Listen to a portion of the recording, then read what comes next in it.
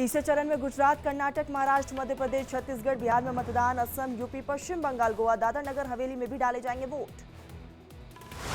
गुजरात में भी तीसरे चरण का मतदान। अहमदाबाद के हायर सेकेंडरी स्कूल में बने बूथ पर आज होगा मतदान। प्रदेश की 25 सीटों पर डाले जाएंगे वोट। सुपौल का भारत नेपाल बॉर्डर 72 घंटे के लिए सील। तीसरे चरण के चुनाव को लेकर किया गया फैसला। बिहार के सहरसा में मतदान को लेकर सुरक्षा व्यवस्था चाक चौबंद। 1391 बनाए गए बूथ। 13,60,546 मतदाता करेंगे मतदान।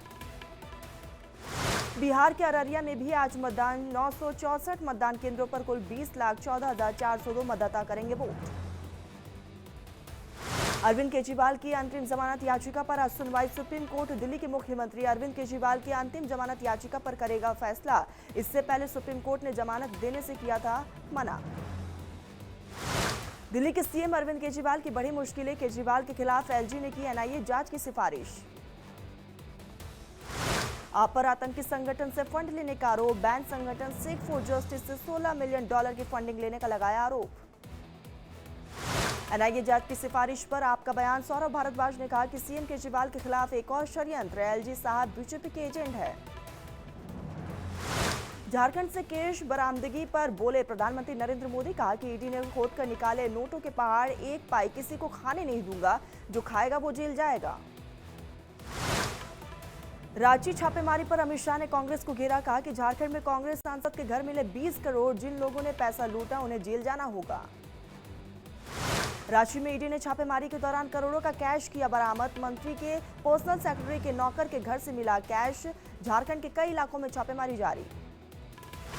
रांची में ईडी की छापेमारी पर मंत्री आलमगीर का बयान। ईडी के जांच पूरे होने तक कुछ भी कहना ठीक नहीं।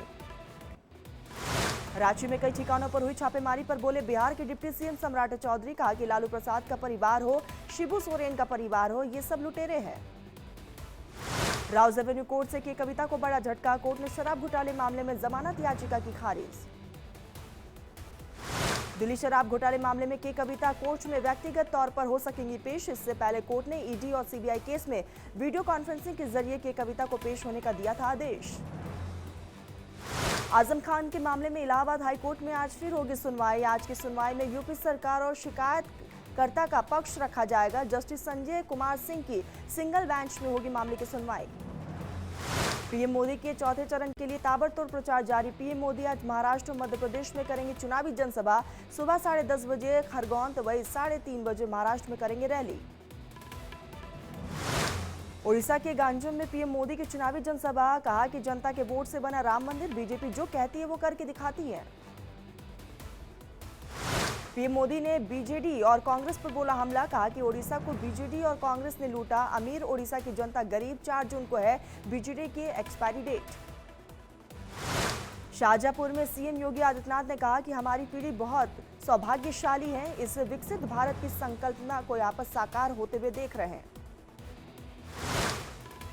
राधिका खेड़ा को लेकर हरदोई में सीएम योगी आदित्यनाथ ने कांग्रेस पर साधा निशाना। कहा कि कांग्रेस वासियों की बुद्धि भ्रष्ट। रामलला के दर्शन के लिए अपने प्रवक्ता पर की कार्रवाई। चुनाव प्रचार के पिच पर सीएम योगी आदित्यनाथ का शतक। पिछले 37 दिनों में 100 जगहों पर सीएम योगी आदित्यनाथ की जन संवाद। 27 मार्च को मथुरा में प्रबुद्ध सम्मेलन कर शुरू किया था प्रचार। कांग्रेस पर राधिका खेड़ा का सनसनीखेज आरोप। कहा कि कांग्रेस को जय श्री राम का झंडा लगाने पर नफरत है। मेरे अयोध्या जाने पर मुझे डांटा गया। राधिका खेड़े के इस्तीफे पर बोले छत्तीसगढ़ कांग्रेस के प्रदेश अध्यक्ष दीपक वेश। कहा कि बीजेपी की लिखी हुई स्क्रिप्ट पढ़ रही है राधिका। मैंने खुद जांच की और रिपोर्ट भी भेजी थी आगे। यूसीसी को लेकर महबूबाबाद में उत्तराखंड के सीएम पुष्कर सिंह धामी ने कांग्रेस पर किया हमला। कहा कि यूसीसी की मांग को उत्तराखंड से निकली पूरे देश में बहेगी। बंगाल के वर्धमान में अमित शाह का कांग्रेस पर बड़ा हमला। कहा कि कांग्रेस ने 370 को 70 साल बचाए रखा है। राहुल ने संसद में 370 का किया था विरोध। शिमला के मंडी से कांग्रेस के प्रत्याशी विक्रमादित्य सिंह ने कंगना पर किया हमला। कहा कि बीजेपी के प्रत्याशी को कोई राजनीति की समझ नहीं है, बस पीएम मोदी के नाम पर वोट मांग रही। मुंबई में पीयूष गोयल ने कांदिवली में किया प्रचार। पंचरत्न सोसाइटी से राम मंदिर तक घर घर जाकर मांगे वोट। फारूक अब्दुल्ला के बयान पर बीजेपी का हमला। बीजेपी ने कहा गठबंधन के नेता पाकिस्तान के पक्ष में दे रहे बयान। बीजेपी ने कहा कि फवाद चौधरी ने कांग्रेस पर हमला किया, समर्थन किया, दोनों तरफ से एक ही जैसी भाषा का इस्तेमाल, लेकिन ये मोदी सरकार डोजियर नहीं डोज देती है। बीजेपी ने इंडिया गठबंधन पर साधा निशाना, कहा कि इंडी गठबंधन पाकिस्तान को कवर फायर दे रहे, पाक के समर्थन में विपक्ष के नेता दे रहे बयान। राजनाथ सिंह के पीओके विलय वाले बयान पर फारूक अब्दुल्ला का विवादित बयान, कहा कि पाकिस्तान ने नहीं पहन रखी ये चूड़ियां, हमारे ऊपर गिरेगा पाकिस्तान का परमाणु बम। चन्नी के बयान पर गिरिराज सिंह ने बोला हमला, कहा कि कांग्रेस के पास सैनिकों को गाली देने के अलावा कोई और मुद्दा नहीं। चन्नी के बयान पर बीजेपी नेता गौरव वल्लभ ने बोला हमला, कहा कि लांगत है कांग्रेस की सोच और ज्ञान पर, देश की राजनीति में इससे बुरी बात कुछ हो नहीं सकती।